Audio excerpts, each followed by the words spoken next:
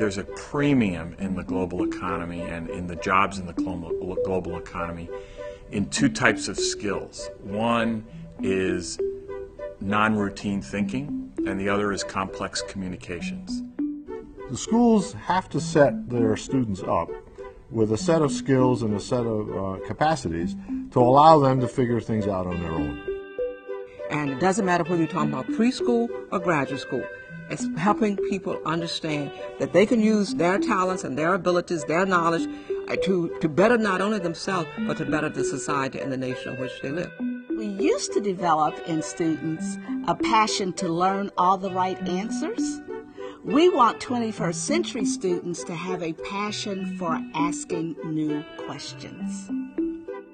Basically, the transformation is one from a focus upon teaching to one on learning. Every student in the 21st century needs to be able to critically think, problem solve, collaborate, communicate, innovate, be globally aware, be self-directed, and be technology literate.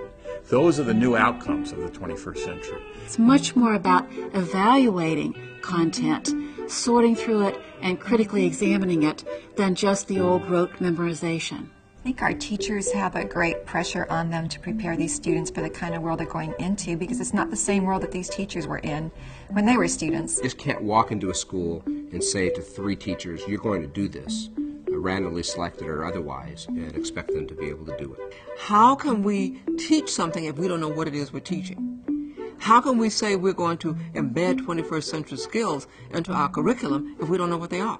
Many of my colleagues are behind me all the way about how important technology is, and they know it. They know how their students are. They know what kinds of students they're going to go teach. But they don't feel necessarily comfortable themselves with it. So teachers, first and foremost, have to have those 21st century skills in order to model them.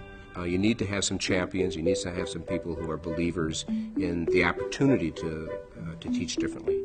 I am going to have to change the way I teach, change the content of my curriculum. I'm going to have to change my whole disposition, my attitude about what I believe my students need to know and be able to do. And I don't think we have a choice. That's the world in which we live today. And then once you have a small set of committed teachers, you need to network them with other teachers so that they can sustain them. But I think the society is going to force us to change. Whether we want to do it or not, society is going to force us to change.